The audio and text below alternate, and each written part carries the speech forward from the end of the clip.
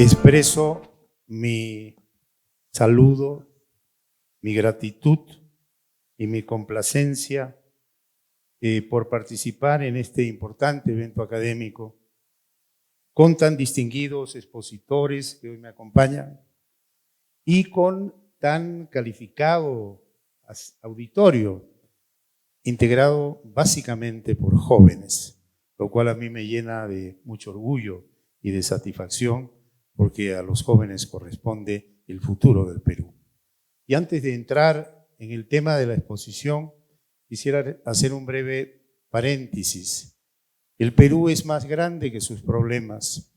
No se desilusionen por conferencias en las cuales los expositores en el análisis académico muestran una serie de contradicciones en el proceso político del Perú.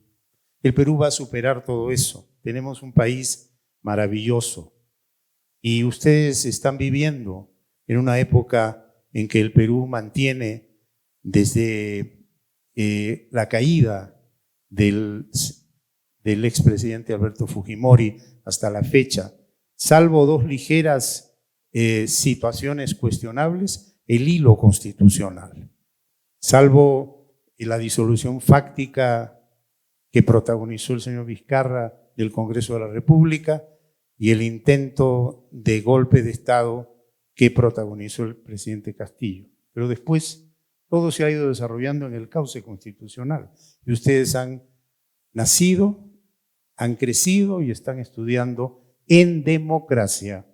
Entonces no vean un panorama oscuro y tenebroso. El Perú va a salir adelante. Véanlo con entusiasmo e ilusión. Este es un país maravilloso que tiene mucha potencialidad. Todo depende de que nosotros sepamos manejarnos para no caer en el enfrentamiento, el odio y las contradicciones que son perniciosas para el desarrollo de los pueblos. No pierdan la fe. Y quiero iniciar esta conferencia dándoles este mensaje de fe. Y en ustedes está el futuro del Perú. Así que marchen entusiastas, felices, que tienen un país que les va a ofrecer a ustedes y a sus futuras generaciones una visión muy grande, porque el Perú está creciendo a pesar de la crisis. Me toca hablar del tema que mis ilustres colegas que han organizado este evento han denominado los dueños de la democracia. Pero me han pedido que lo que quieren es que hable de lo que se denomina el movimiento caviar en el Perú. Pero algo tengo que decir sobre los dueños de la democracia. Los dueños de la democracia somos todos nosotros. Somos todos los ciudadanos que integramos este país y los habitantes de este país. De acuerdo a las ideas políticas y a la doctrina del derecho constitucional, el pueblo peruano es el titular primigenio y auténtico del poder constituyente, que es el poder fundacional del Estado-Nación. Y es el poder capaz de establecer las reglas de convivencia en una sociedad y aprobar una constitución y establecer la forma como se ejerce el poder en esa colectividad. El célebre abate Joseph Emmanuel Sieyès escribió a fines del siglo XVIII su teoría sobre el poder constituyente y el poder constituido. Nosotros somos los dueños de la democracia y eso es indiscutible. Nunca debemos dejarnos avasallar esa titularidad que ha nacido a partir de la caída de la monarquía absoluta, cuando triunfan las revoluciones de fines del siglo XVIII, la Revolución Francesa, la Revolución Americana, antes la Revolución Inglesa, y cambia la titularidad del poder de una divinidad a el pueblo que somos todos nosotros. Entonces, el título de esta conferencia no tiene más que una respuesta. Los dueños de la democracia somos los integrantes del pueblo del Perú y ese derecho nadie nos lo debe arrebatar. Lo que ocurre es que en la práctica hay una serie de personajes y movimientos que se atribuyen la titularidad de ese derecho y actúan como si fueran dueños absolutos de la verdad y dueños absolutos de la democracia, como si la democracia dependiera de ellos y de lo que ellos plantean. Y entonces, en un acto de soberbia y de irreverencia, se muestran como si fueran omnipotentes. Pero ese juego ya no lo aceptamos nosotros. Hace tiempo hemos empezado a despertar y a no dejarnos encandilar por cantos de sirenas.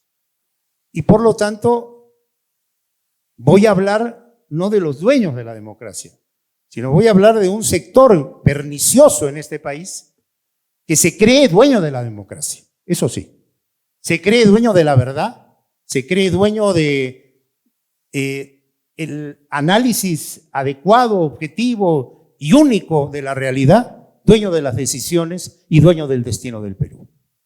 Y ese es un sector que en la política peruana se llama el sector caviar, que yo he calificado, más allá de los integrantes, refiriéndome al pensamiento, como cáncer caviar. Y ahora voy a explicar por qué. Pero vayamos por partes. Cuando escuchamos el vocablo caviar y recurrimos al diccionario de la Real Academia de la Lengua, nos encontramos que caviar es un manjar que consiste en huevas de esturión frescas y salpresas. El centurión es un pescado que está en los ríos, que remonta a los ríos para desovar, color gris, con pintas negras, con el lomo blanco en el vientre, y sus huevas son las que se preparan para hacer el caviar. Las huevas son una masa que forman los huevillos de ciertos pescados, y la salpresa es esa hueva aderezada con sal para que se conserve como alimento y debidamente prensada. Eso es caviar. De acuerdo a las reflexiones de la lingüista Marta Hildebrand, caviar en el Perú es un vocablo que se usa para referirse a la izquierda y se denomina izquierda caviar. Ella en el habla culta sostiene, esta expresión traduce una francesa equivalente, su sinónima, goucher, champagne, aplicable a los políticos progresistas de buena presencia, de buena familia, los niños bien que se portan mal. En nuestro lenguaje político, dice Marta Hildebrand, caviar se ha independizado como adjetivo, una chamba caviar, o como sustantivo, los caviares del partido. Es un término de origen ruso con antecedentes italianos y turcos. Se empezó a usar como sinónimo de presumido o distinguido. Caviar, el que se la da de presumido, de distinguido. Es además un símbolo de lujo y de fatuidad, de quien vive como rico, disfruta de la vida, pero se muestra como un progresista, como un revolucionario, como un dueño de ideas que van a transformar y cambiar el mundo. Yo he analizado el término caviar y me he atrevido a hacer una definición que voy a leer en este momento y voy a explicar. ¿Quién es el caviar? El caviar es una persona ideologizada que practica lo que yo denomino el relativismo conceptual, como idea matriz de su raciocinio, la cual la lleva a manejar como una suerte de goma de mascar, de elástico o de plastilina, los principios, los valores, las instituciones, las competencias las atribuciones y los demás aspectos inherentes al sistema constitucional peruano, acomodándolos a sus intereses y conveniencias para seguir usufructuando de los recursos del Estado. Porque el caviar siempre está aupado a la ubre estatal, haciendo normalmente el juego a la izquierda radical y al conglomerado de otras izquierdas a las que les da eco y las apoya. En lógica nefasta para el cuerpo social del Perú, pervirtiéndolo todo, convirtiendo lo bueno en malo, lo malo en bueno, lo prohibido en permitido, lo posible en imposible, lo ilegal en legal y lo lícito en ilícito y viceversa. Pensamiento que opera, desde mi punto de vista, me estoy refiriendo al pensamiento, no a las personas. Yo conozco muchos amigos que son caviares y se declaran caviares, los respeto y los quiero mucho. Pero yo me estoy refiriendo al pensamiento que los gobierna, no estoy personalizando. Entonces, pensamiento que opera como un cáncer. ¿Por qué opera como un cáncer? Porque pervierte la sociedad peruana, socavando nuestras esencias, principios y valores que deben ser sólidos, permanentes y fuertes, y si es posible, pétreos. Por ello, reitero, he denominado a este relativismo conceptual el cáncer caviar. Este relativismo conceptual hace que las figuras jurídicas se manejen como un chicle, como una goma de mascar. Y me voy a referir a algunos casos, y algunos casos que penosamente han llegado al Tribunal Constitucional. En época en que yo integraba el Tribunal Constitucional y que presencié en vivo y en directo esta suerte de fenómeno de relativización de conceptos que llevó a decisiones del Supremo Intérprete de la Constitución totalmente erradas y equivocadas y merecieron mi contundente voto singular. En muchos casos fui un llanero solitario, pero el tiempo a la larga me está dando la razón y está demostrando cuán equivocados estuvieron esos colegas o esa colega en persistir en una tesis equivocada. Me voy a referir a algunos casos. Con el mayor respeto a las personas y yendo a el pensamiento.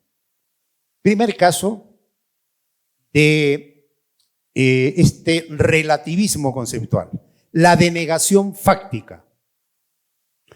La denegación fáctica de confianza como causal de disolución del Congreso de la República, plasmada en una ominosa sentencia que es un baldón en la historia del Tribunal Constitucional desde mi modesto punto de vista.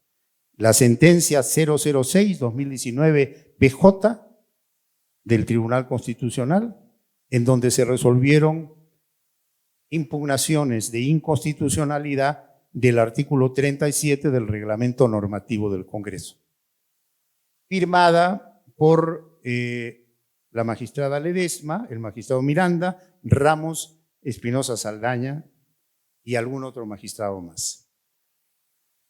En esta sentencia se convalidó un acto absolutamente inconstitucional, porque la Constitución es clara al establecer el principio de división de poderes, que a su vez establece que cada órgano de rango constitucional, cada ente constitucional, cada institución constitucional y cada poder del Estado constitucional tiene un núcleo de competencias y atribuciones que le son inherentes, propias, y que no pueden ser despojadas ni tomadas por otro órgano de rango constitucional. Entre estas competencias, el Congreso de la República, nos guste o no, tiene la competencia de, a través de una decisión del Pleno, que es un máximo órgano de gobierno, aprobar o denegar la confianza que le solicita el Poder Ejecutivo. Y por lo tanto, esto es de una claridad meridiana y no admite ninguna duda. Se solicita la confianza. ¿Quién es el que solicita la confianza? El Poder Ejecutivo. ¿Quién es el que otorga o deniega la confianza? El Poder Legislativo. Esto está claro. Pero sin embargo, este relativismo conceptual llevó a sostener la tesis que si bien eso es así, cuando en los hechos se presenta un pedido de confianza que no es atendido prontamente y que es demorado, puede el Poder Ejecutivo, frente a esa situación de desatención inmediata de ese pedido, interpretar que esa actitud configura una denegación que, si bien no tiene un acuerdo del Pleno, es una denegación tácita, implícita, y que por lo tanto puede dar pie a que el Poder Ejecutivo interprete que esa inacción es una negación y esa negación le da derecho a disolver el Congreso de la República. Entonces, ¿qué ha ocurrido ahí? Que este concepto de separación de poderes y de titularidad de competencias propias, inherentes, exclusivas y excluyentes, fue manejado como un chicle, disculpen el término, como una goma de mascar, como si pudiéramos jalarlo y acomodarlo como el hombre goma. Y entonces podemos hacer lo que no se puede hacer. Ese es el pensamiento caviar. Es decir, desnaturaliza y tergiversa una institución para lograr un objetivo subalterno, porque el Poder Ejecutivo no tenía ningún derecho a disolver un Congreso si no había expresamente, a través de un acuerdo del Pleno, una decisión inequívoca, clara y comunicada formalmente de denegación de la confianza. Y esa barbaridad, ese latrocinio jurídico, y lo digo con enorme pena, lo convalidó el Pleno que yo integré en un acto que a mí, en lo particular, a pesar de que yo voté en contra, me avergüenza y me sigue avergonzando. Eso es ser caviar. Manipular las ideas, los conceptos para lograr objetivos subalternos, para sacarle la vuelta a la Constitución y a la ley. Otro caso en donde el caviarismo ha marcado su nefasta presencia y llegó al Tribunal Constitucional. Sentencia 0006-2017, proceso de inconstitucionalidad. Perdón un ratito.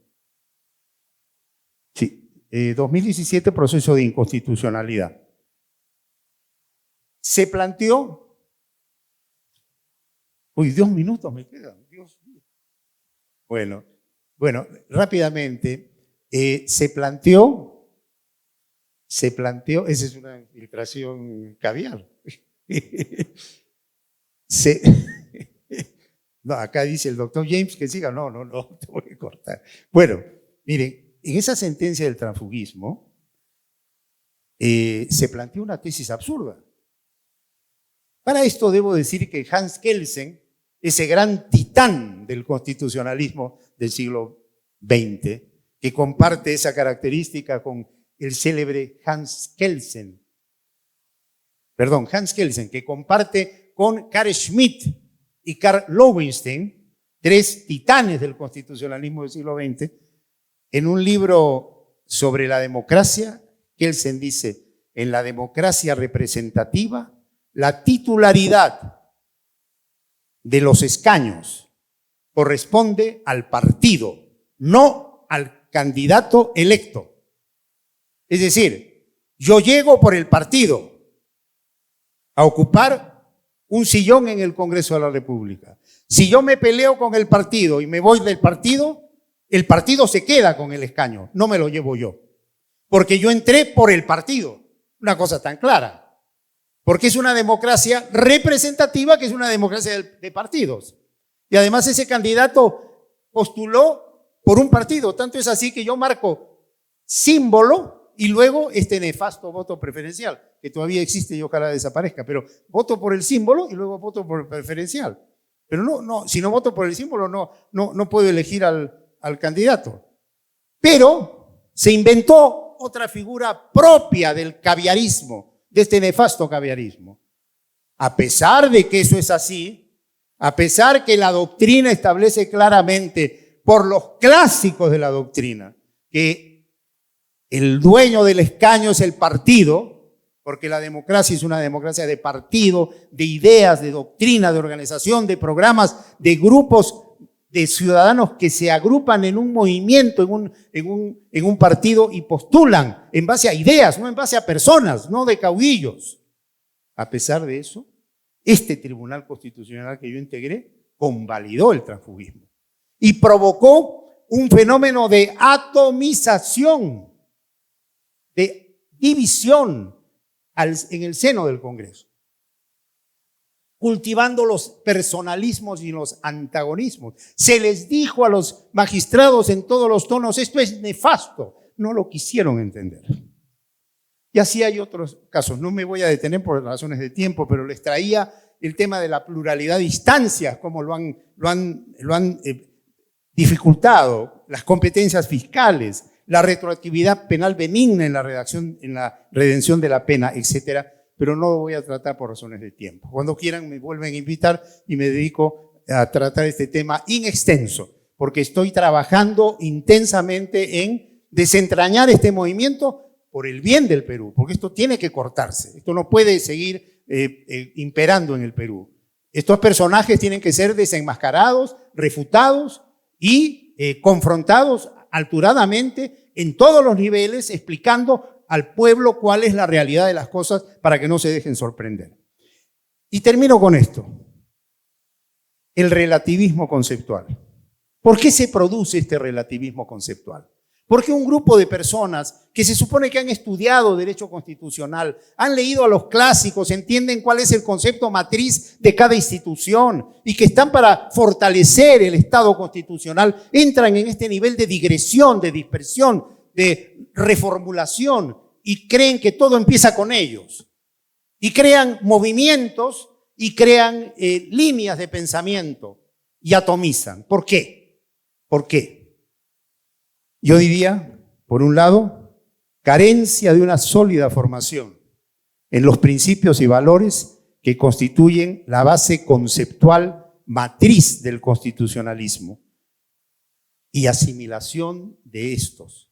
Es decir, hay una orfandad de solidez formativa. No han estudiado bien, no han entendido bien. Y eso parte de una actitud soberbia del que investiga y el que lee, pero se cree desde ad inicio un dueño de la verdad y que no tiene la humildad para decir, bueno, primero me nutro bien, entiendo bien, me convenzo y después ya entro al nivel de debate. Un proactivismo germinado en una falta de solidez formativa en lo básico, que revela un espíritu mesiánico. Todo nace conmigo. En el mundo del derecho constitucional tenemos ahora el neoconstitucionalismo y siguen refundando y vuelto a fundar y sorprenden a todo el mundo, ¿no? Y en el deseo de figurar, abriéndose paso, no por méritos propios, no como a todos los que hemos llegado, que ha sido a costa de sacrificio, responsabilidad, entrega, sin pensar en competir, porque realmente nos entregamos en la tarea, sino a empellones, empujando, criticando, a veces dicen los viejos constitucionalistas. Bueno, ellos no hicieron este movimiento constitucional que tiene 40 años en el Perú. Ellos no forjaron lo que hoy tenemos y disfrutamos. A los viejos hay que respetarlos, hay que imitarlos, hay que consultarlos, hay que valorarlos.